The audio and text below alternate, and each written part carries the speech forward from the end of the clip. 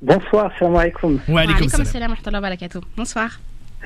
Voilà, au fait, j'écoutais l'intervention et j'ai déjà eu des femmes dans mon entourage qui ont été soumises à ce genre de problème, c'est-à-dire de tomber enceinte en dehors du cadre du mariage. Et malheureusement, l'aspect religieux, surtout dans l'islam, est très très présent. Et souvent, la question qui revient, c'est quel est le statut légal de l'enfant.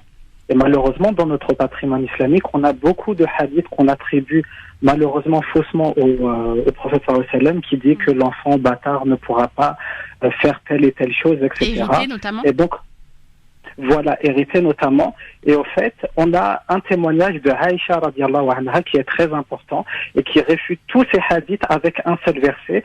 C'est le verset 164 de la sourate 6, la sourate Bestiaux, qui dit dans le sens « Chacun n'acquiert le mal qu'à son détriment, personne ne portera le fardeau d'autrui ». C'est-à-dire que tous ces hadiths, elle les a balayés avec ce verset.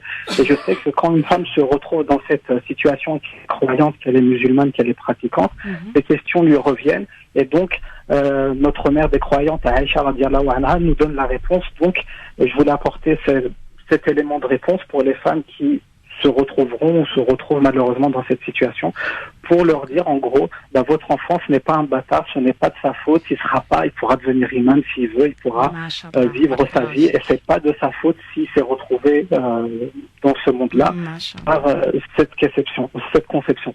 Barakallahu fik, parce que c'est extrêmement important ce que vous êtes en train de nous dire, parce que vos paroles s'adressent aux femmes qui sont peut-être sur le point d'avorter, parce que elles ont conçu cet enfant qui est illégitime très souvent aux yeux de la religion et aux yeux de la société en général, et elles se culpabilisent. Et moi ça me rappelle le premier témoignage d'une personne sur ma page Facebook, où elle disait que son ex-compagnon a justifié l'autorisation de l'avortement par le fait que cet enfant est un enfant du haram, ce qui est absolument faux. Donc merci beaucoup. Effectivement, chacun ne porte sur ses épaules que le poids de ses propres actions, et votre enfant, l'enfant qui est à naître, effectivement, il est innocent de la conception, de la façon dont il arrivera au monde.